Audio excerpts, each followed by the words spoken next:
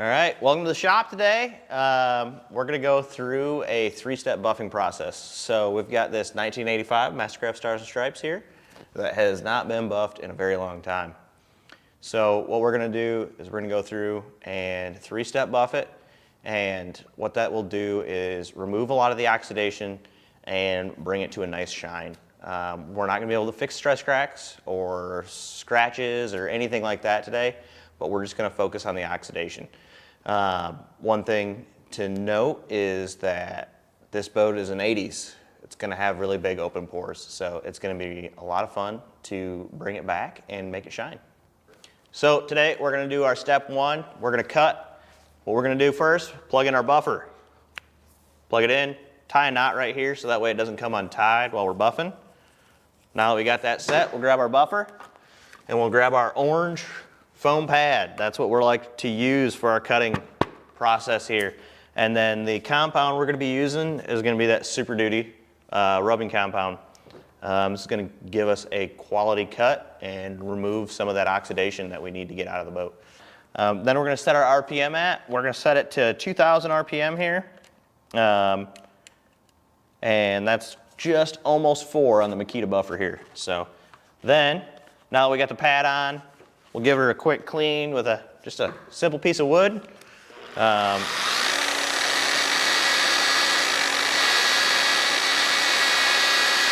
that we got all of the compound off that was left over from the last time we buffed, we're gonna go after it. We're gonna put the compound on the boat and start buffing.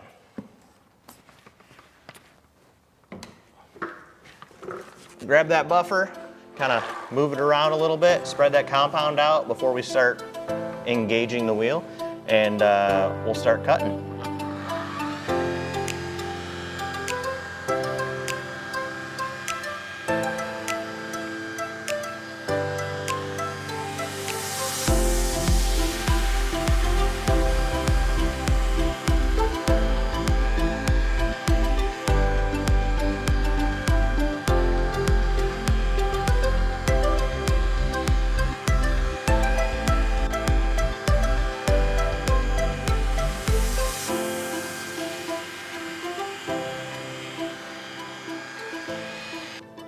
So now that we're going after it, you can already see the pad starting to turn blue from the blue coming off the boat here.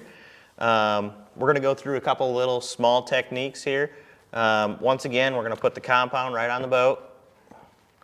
Whoop, got a little drop there. And then what we're gonna do, spread it around just like the last time. And what we're gonna wanna do is try and keep that buffer flat. And then we can slightly turn it one way or the other.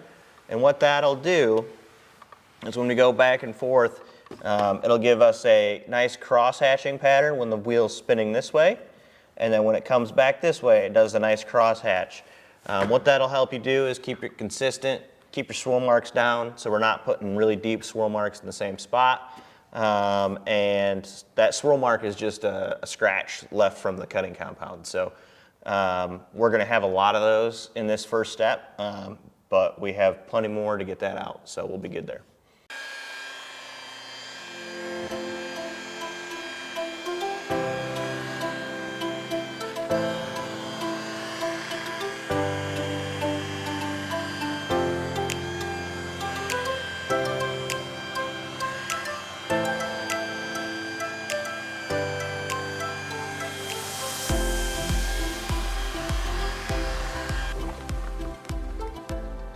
Perfect. So we're working our way through the side of the boat here, and we're about halfway through right now.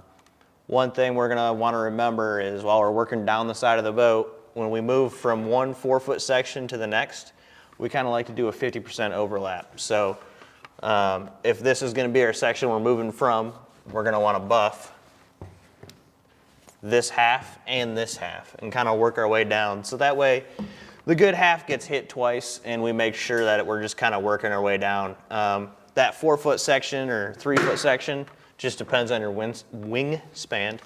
So what you can do is just kind of work your way back and forth, whatever is comfortable, and that's going to be just the size of the section you're going to work through. when you're buffing it, we want to make sure that the outside edge of the pad doesn't get too hot and burn like a body line or a lip by a rub rail, or even the plastic rub rails. This one's aluminum, so that's good, but it can melt the plastic and rub rails. When we get up there buffing, just make sure that the edges of the pad stay wet. Maybe slow down your RPM slightly while you're working in a body line, and that can save you from burning it up. Also, when you're buffing with the Super Duty, you want to buff it to the point where you can get some heat in the panel. So if you touch it and it feels like everywhere else, then you're not getting any heat in there. So what you want to do is try and see if you can make it kind of warm. And that's exactly what we're going for. We're not trying to burn it, but we do want it to get a little warm. It'll help cut a little bit better, and that's what we're trying to do. We're creating heat with that rotary buffer. And then when you're creating that heat, you just want to make sure you don't get too much of it over top of the vinyl decals here, because it will heat up the decals and start to make them peel. So just remembering to slow down as you go over some of the decal stuff will help you save some of your decals.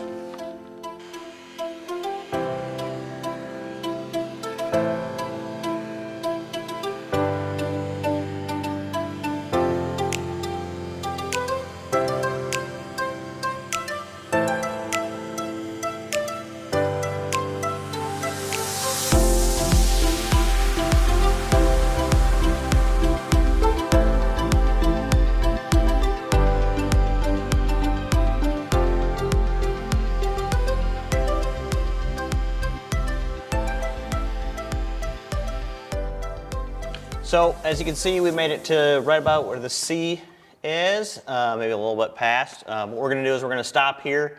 Instead of doing the whole side of the boat, we're going to give you guys a little demonstration of what each step does. Sometimes you'll have a customer come in and they're like, oh, my boat's perfect, let's go. Or you'll think to yourself, well, this is good enough. Well, after the next two steps, you're going to really understand why we continue to keep going even more than just step one. So we're going to stop here and leave the front oxidized. We're going to give a tutorial on washing this side. And we're going to wash it because we want to get rid of that gritty compound, and we don't want to bring that into the next step. So what we'll do is we'll go through, we'll wash it, and then we'll move on. Perfect. So we're going to do a little Dawn water wash. So we got our bucket with the mesh in the bottom. That way it separates out the dirt while we're washing it. We're going to put some Dawn in there. And we've got our brush here. Typically I like hand mitten boats, but when we're still going to keep buffing it, the brush isn't going to do any damage, so we're good to go. We'll put some Dawn in, and then we can fill it up with some water. So we'll take it off, kind of give it a good old scrub. And we'll go further past just so, you know, it's not a cleaning thing here. Make sure you get up underneath that rub rail. A lot of compound gets slung up there. It'll get a lot of buildup up there, so you don't want to make sure you miss that. Work our way down the hull side here. While we're working down the hull side, we do that first, and then we will actually follow up with doing the trailer as well. Just that way we don't get any of that gritty compound in the next step. So that'll really help us get it all done. But we also don't want to bring any rocks or dirt from the trailer up onto the boat. So we always finish with the trailer.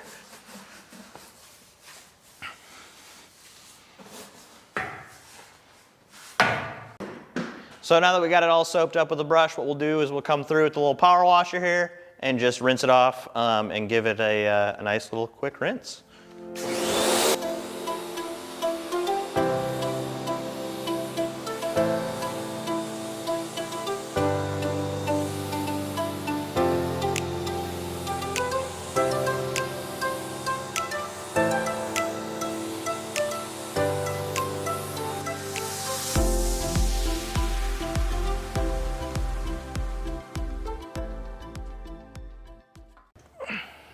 Alrighty, so we're gonna move on to the second step here.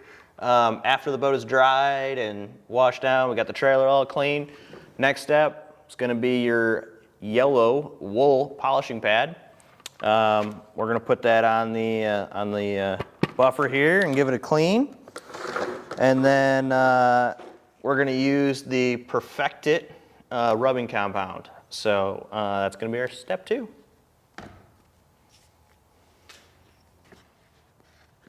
Once again, just like in step 1, we're gonna be hitting it at about that 2,000 RPM, or if you got a Makita buffer, that number 4. And then once again, we're also gonna be applying the compound onto the boat. What that does is just lets the compound work for you, and we're gonna use a little bit more material than you would if you were buffing, let's say, a car. So we're gonna go to town on it.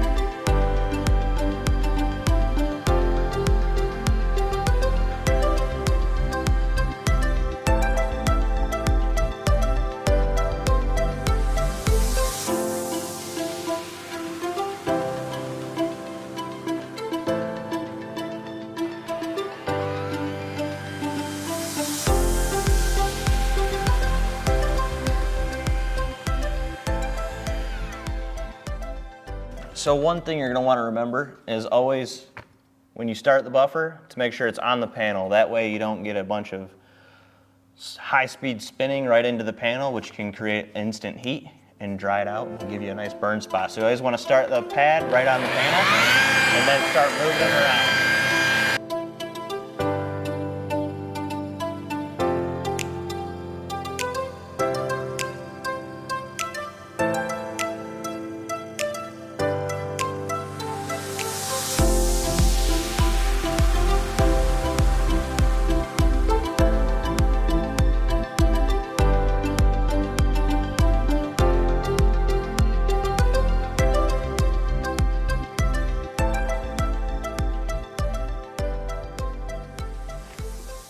All right, well, we got step 2 done, and we wiped off the boat just so that we could give you a good look at what it looks like with step 2. And then we grabbed our finishing pad, just a black waffle pad. And then we're gonna be using the Perfect-It machine polish here. I like to put it in a spray bottle, put a little bit of water in it, and then you spritz it onto your panel. Unlike the last 2 steps, we're going to be running around 1,000 RPM. So drastically slower. We're going to be stepping down into that like number 1 number there. So we'll start by just kind of doing a light slow pass back and forth. And this pass is super quick and doesn't take very long. So as you can see with the compound on the boat, we don't use a lot of it on this stuff. So it's just quick little pass with very minimal compound usage.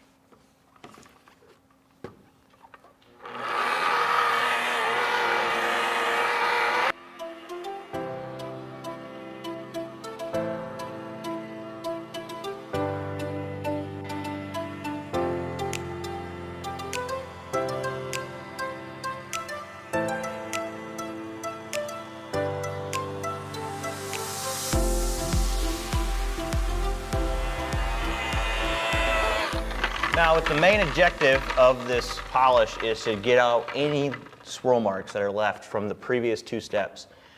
Each step, we kind of take out the next step's swirl marks. And so this being the last step, we're just focusing on giving it a nice shiny glaze and getting those swirl marks out.